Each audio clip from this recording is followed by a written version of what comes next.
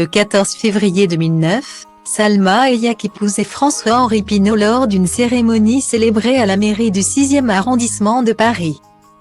2 ans plus tôt, le 21 septembre 2007, elle mettait au monde une petite Valentina. Son premier enfant mais le 4e pour son conjoint.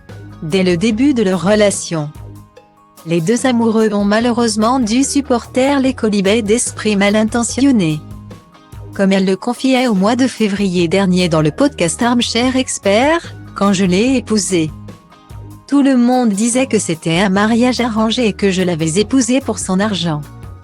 Et cela fait 15 ans qu'on est ensemble et notre amour est toujours aussi fort. Expliquait-elle passablement énervée. Quand on voit quelqu'un de riche, on se dit qu'il ne doit pas être quelqu'un de bien. Qu'il doit être matérialiste, qu'il ne doit pas avoir de valeur, qu'il doit même être stupide et qu'il ne mérite pas d'avoir de l'argent. Ce n'est pas la première fois que l'actrice de Frida dévoile publiquement les critiques qu'a dû affronter son couple. Beaucoup de gens étaient choqués de voir que j'avais épousé un tel homme. Et j'intimide certainement beaucoup de personnes depuis. Mais c'est une autre façon de faire preuve de racisme. Ces gens-là n'arrivent pas à croire que cette Mexicaine a réussi à mener une telle vie. Ils sont mal à l'aise avec moi, s'emportait-elle déjà en 2019 dans les colonnes du magazine Town & Country.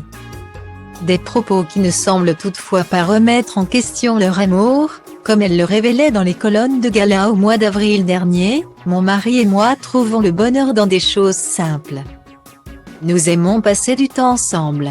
J'aime regarder la télévision dans le lit. À côté de lui. Il aime les films d'action, je préfère les choses plus romantiques. Mais nous trouvons toujours un terrain d'entente. Une complicité qui risque fort de compter pour François-Henri Pinault dans les prochains jours.